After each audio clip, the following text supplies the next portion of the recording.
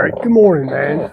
I don't have a clutch apart right now or a big twin with a belt drive in here to use as a demonstrator, but a few things you want to look at. Overall, first off, some clutch noise, clicky clacking out of that thing is fairly common on those. It's normal to a degree. Some of the things you want to look at is how much is the clutch basket moving. You know, if you can shake it by hand without it running, you know, you'll get a little bit of shake out of it, just a little bit. You definitely want to pull the clutch plates out, and especially on the fiber plates. Look at the tangs where they go into the clutch shell, and what you'll find is a lot of times part of the tang will be going in there. They'll be worn right on the metal part of the friction plate that goes where the tangs are that slide into the clutch basket. Will be worn. Look at those. I think that's probably a BDL belt drive. So you're going to want to look at the, I've had them before on those where it actually the splines on the hub are partially gone, either through wrong torque or bad material, whatever, where you can take the clutch hub and actually rock it back and forth on the splines. It's like the nuts going off of it. I had one time on CMC, California Motorcycle Company, soft tail clone pretty much, that guy said he needed a clutch in his bike. And he had already bought a clutch. He already bought the clutch plates in it. So he didn't really need a clutch. It had no movement whatsoever. In fact, when you started it up and just it running, it would, once in a while, it would move the clutch. So that it eat all the splines off the inside of the clutch hub. So it's just spinning on the main shaft of the transmission with it running. There's that. So check that out. Check the splines on those. And you'd probably want to check the bearings, clutch hub bearings on it. They do go out. So if it's got a whole lot of rock on the basket, I'd probably be looking at the clutch hub bearings themselves, clutch shell bearings. And you're going that far into it. Also, too, you don't want to pull before you pull the belt off, check the alignment. Just take a straight edge across the primary, measure at the very front of the belt up to the front motor pulley, and all the way at the back, next to the clutch. And you should be definitely within about 30 thousandths as far as front of the belt to back of the belt. The distance from say that's the primary and that's the belt right there. From there to there and from there to there. You know, just measure it. Now, you know you can't move the clutch basket, which means that, for instance, let's say it was too far in on the front there. So you need to shim the motor pulley out, and you're going to pull that off, and you know you got your front spacer that goes up against the sprocket bearings in there. Well, on the outside of that spacer, your sprocket shaft spacer, you can just put shims behind the pulley. So you put shims in there just to space the front out. So onto that, you start pulling it off there, and definitely pull that front pulley off there. And same thing, look the splines on it. Make sure it hadn't been rocking back and forth on that thing.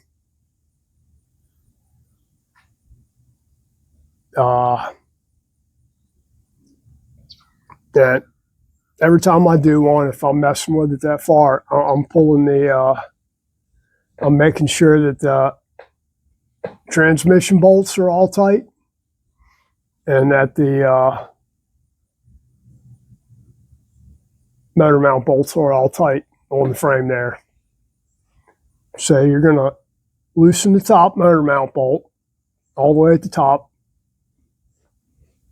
If you have to align it, and I always check it just to make sure that everything's aligned there.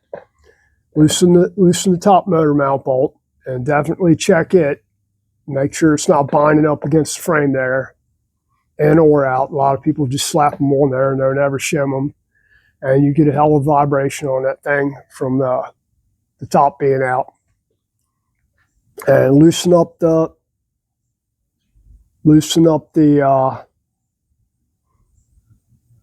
4 bolts, 2 at the back of the case and 2 at the front where they bolt down to the frame. Loosen those up and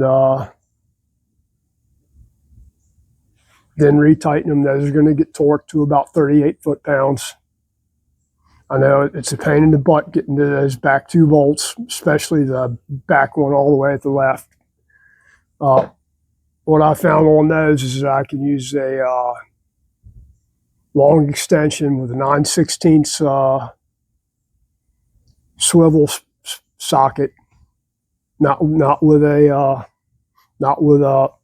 swivel adapter, but actually the swivel socket that's got the U-joint made onto the socket to get up underneath of it to get to that bottom nut that's on the bottom there on that left rear.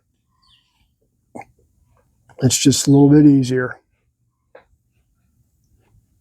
And, line all that stuff up. Make sure it's not binding up the primary there. And I know we're talking about clutch, but, those motor mounts do come loose quite often. If you're going that far, I'll go you one better than that. When you tighten down the back bolts on the cases there, leave the front ones loose and look up at the front of it. Take a flashlight, look up at the front of the motor mounts there, and take a feeler gauge and see how much play you got under their front motor mounts where they sit down on the frame. Shit, it's starting to rain. And check those out. And let me move this shit out of the rain here. Hold on. So if you've got a misalignment in there, and this can make a big difference on vibration wise and ride quality of the bike, especially on rigid mount Softail Evo style, or shovel head or anything rigid mounted engine. Doesn't even matter if it's Harley or not. I've had stuff before that you ride that has vibrations and it ends up being something silly like that. So when you're doing the engine there, alignment on it, naturally you'd want to loosen up the exhaust system too, because you don't want it in a bind, because you can have the exhaust bolted on the frame there. And same thing, when you go to bolt everything back together, you got your engine solid mounted in there. And for your exhaust system, where it's bolted onto the frame there, you might have to shim it to take care of any vibration on that thing. It's just that simple. You can have an exhaust system that causes a vibration because it isn't shimmed right, and then eventually it'll crack the tabs off of the exhaust there, or crack the exhaust. But since we're talking about that clutch stuff, just look at basically inspect everything in there if you're doing it. If it's a customer's bike, you just need to tell the customer that dry clutch stuff is going to take a little more maintenance than chain drive. It just does. Chain, you got to adjust the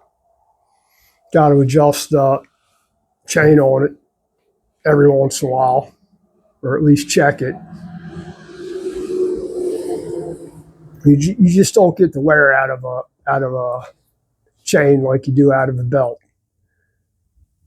And part of the reason was that belt drives were so popular is the way the older stuff, think dry clutch primary on a shovel or earlier, that on that dry clutch, you had a vacuum pulling off of the case that would actually suck oil out of the primary there. So you had a little shower head sitting over the primary chain that would drip oil onto the primary chain. And down at the bottom, at the very back of the lowest point of the primary, you had a 3/8 hose coming out of there that was running over to a line off of the cases that would actually suck. I can't remember. It was like 25 inches of water vacuum out of the primary there. And often what happened is because guys didn't really ever check their motor mounts on stuff or the transmission mounts, that stuff would come loose and crack the inner primary. So when it cracked the inner primary, you lost any kind of vacuum you had in there. So then you had oiling problems in the primary. It'd start filling up with oil because it could no longer suck it out of the primary and back into the oiling system. So it used to be a long time ago, it was actually cheaper when it was cheaper, back in the 70s to convert to a belt drive. It was cheaper and it looked cooler and they worked, but you always have an alignment issue with belts. And, speaking of that, the tension on the belt, you'll need to check that and make sure that it's not too tight on that thing or too loose. And I think you'd mentioned that it looked like the clutch shell was hitting the primary. And that goes back to the bearings or the clutch hub itself being loose, and it's rocking in there like crazy. So that typically those parts are hard anodized aluminum for the basket and the hub and the front pulley, but they do wear. You get a little bit of slop in there. And I would recommend too, if you're pulling it off to inspect that stuff, to always get in the habit of pulling the rotor off of the front up there. If you're pulling the pulley off, pull the rotor off too. And check the stator bolts. Make sure them stator bolts are all tight. And just throw a wrench on them. If any one of them moves, pull them all out. And clean the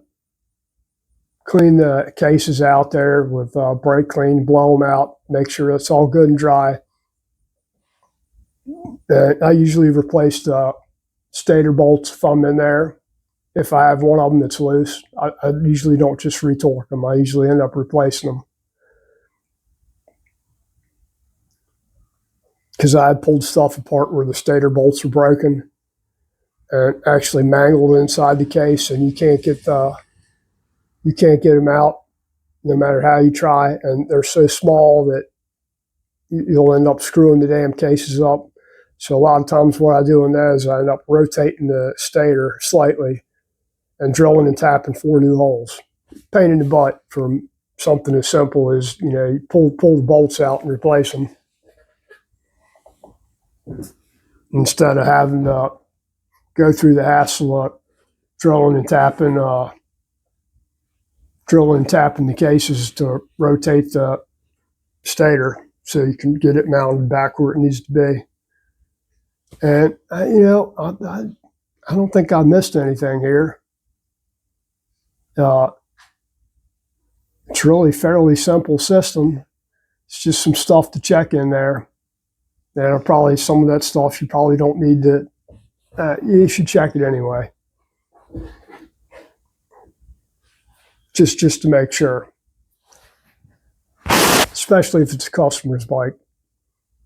Because, they brought it to you because they don't, they either don't know what they're doing or they don't know what they're looking at. So, make yourself the hero there. And you get a customer for life if you do stuff like that. Go the extra mile. I mean, charge them for it, but go the extra mile. And I think that's it, man. If you have any more questions, you know where I am. It was easier for me to do a video than sit there and try and type because I'm about can't see shit when I'm typing, especially on a damn phone. So, good luck, man. Like I said, hit me up if you need to. Be glad to help you out any way I can. Have a great day, man.